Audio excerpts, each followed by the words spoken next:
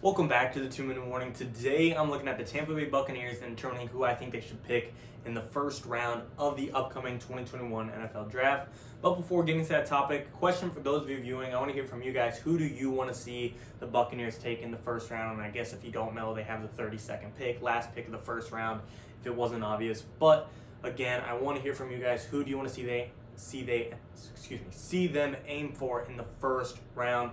And getting into the topic and here, my opinion, to me, I think it's pretty agreed upon amongst all NFL fans and analysts that this is just a luxury pick for the Tampa Bay Buccaneers. If you look at their roster, everywhere is pretty much set. There's no absolute necessity where the Bucs are just extremely weak and have no hope for.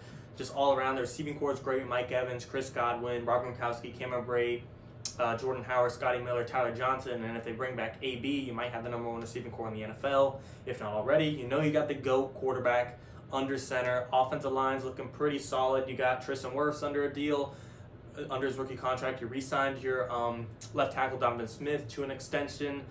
The backfield's pretty set with Leonard Fournette, kind of your power back. Ronald Jones, kind of your middle ground, mediocre, well-rounded back. And then Giovanni Bernard, the newly added running back, is your receiving back. So you have all three you need, a power back, a receiving back, and a middle ground guy.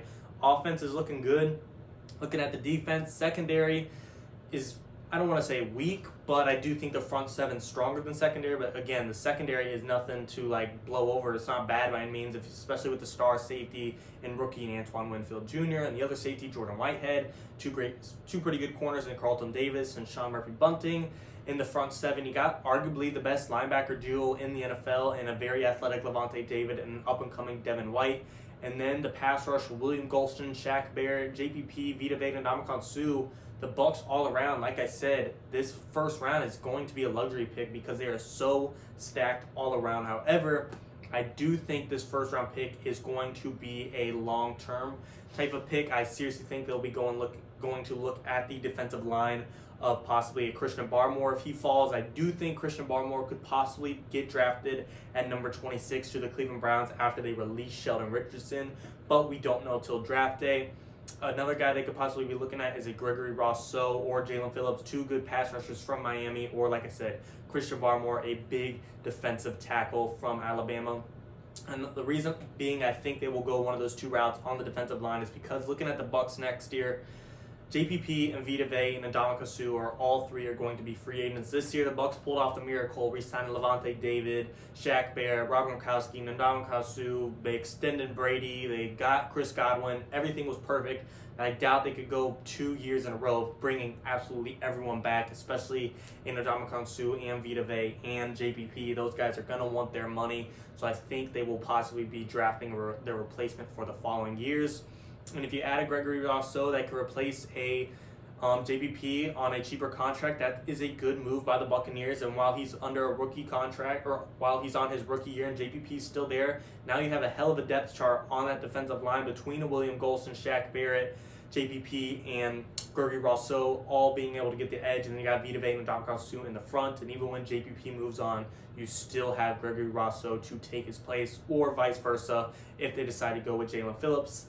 And the same exact thing applies if they decide to go with Christian Barmore. He will provide great depth behind Vita Vea and Ndamukong Suh in his rookie year. But in the following year and a sophomore year, when one of those or both of those guys leaves, he can get the baton handed to them from Suh and Vita Vea and be the starting guy and starting nose tackle and defensive tackle for the Buccaneers.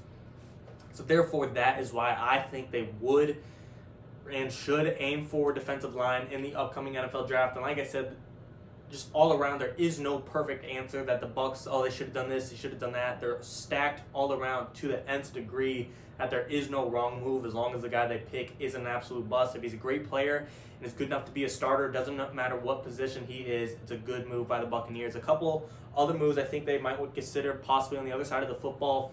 Looking at the receiving core, if they don't sign Antonio Brown, you already have a hell of a receiving core, like I said earlier. Mike Evans, Chris Godwin, two amazing wideouts, probably two top 15 receivers in the NFL, if not two top 10s. It's arguable, but whatever your ranking is, two top 15s is pretty reasonable, in my opinion, and to any hard-ass critic. And then the depth behind them is Scotty Miller, Tyler Johnson, Rob Gronkowski, Cameron Brate, O.J. Howard.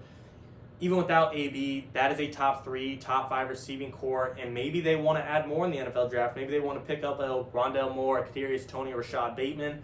I don't think they'll have their pick of those 3 guys in the NFL draft, but I seriously think with the stacked receivers up front of Jamar Chase, Devontae Smith, Jalen Waddle, Kyle Pitts, I think those guys probably be gone in the top 15. These other 3 guys can slip back to possibly number 32 and give the Buccaneers one more X factor type of weapon.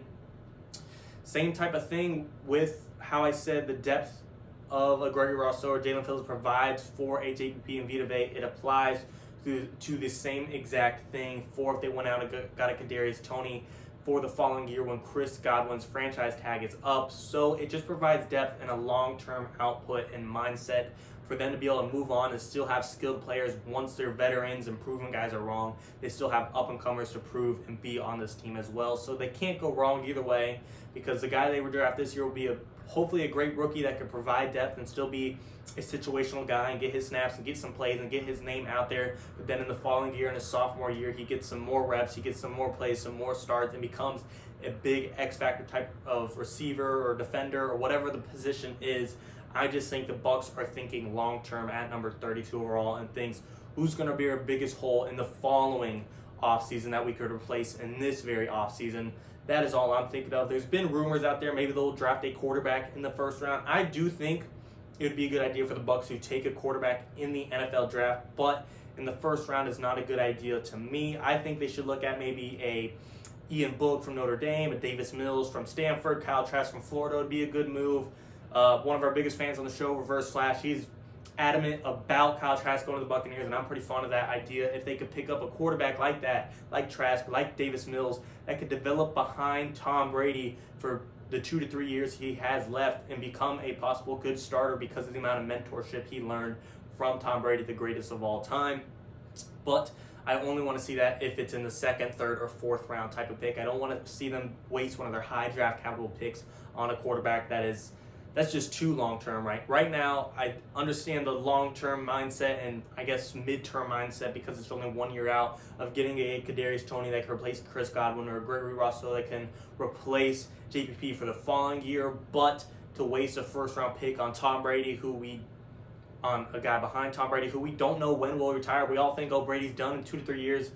But at this rate, the guy could play 5 to 6 more, and a quarterback in this draft might not be the right answer. But either way, like I said, the Bucs are so stacked all around. Great backfield with star power and depth. The offensive line is looking good. Maybe they want to look at that in the NFL draft. I doubt it. The tackles are set. Maybe they want to look at interior line. Even the center, Ryan Jensen's a pretty solid guy. So maybe interior line. But even then, like I said, it's not a necessity. You got the quarterback situation set. The receiving core is set. The defensive line is set. The secondary is set. Anything at this point is just an additional benefit that the Bucs aren't in a necessity situation, but it's just kind of a luxury pick, as I keep saying. If they're not dependent on this 32 overall pick, changing their team and becoming a Super Bowl team. They're already a defending champ. They already have the same starting roster they did last year that won in the Super Bowl. This is just to help them in the following offseason when a couple of those guys still might not be around. Once Chris Godwin becomes a free agent, JPP, Vita Vea, and Ndamukong Suh, I don't see them bringing all of them back again, and therefore the rookie this year could take their place in their sophomore year. But to me, my final pick would, of course, be Christian Barmore, if he is available to replace Vita Vea and Ndamukong Suh the following year. But if he is not, I'm moving on to the pass rush and looking at a Gregory Rousseau or Jalen Phillips from Miami. I think there's a good chance one of those 3 guys will definitely be available for the Buccaneers. And of course, none of those 3 are available. I think there's also a great chance that Kadarius Toney, Rashad Bateman, or Rondale Moore will be available. Overall, luxury pick. They can't go wrong. Even if they do go quarterback, I highly doubt they will. Jason Licht, the GM of the Buccaneers, is becoming well known as the best GM in the NFL, if not a top 5 GM. He knows what he's doing. The Bucs know what they're doing. Tom Brady, he's going to have a say in what they're doing, and I believe in whatever pick they go with, and I think it could set them up for a back-to-back Super Bowl. But like I said, comment down below, guys. Who do you want to see the Buccaneers take in the upcoming NFL draft in the first round? And if you have thoughts on what you want them to do in the following rounds, 2 through 7, drop them down below. And what are your thoughts on the quarterback situation as well? Should they take one in the later rounds? I want to hear it all. I want to hear your opinions. Thanks for watching, guys. As always, we really appreciate it. 2-minute warning.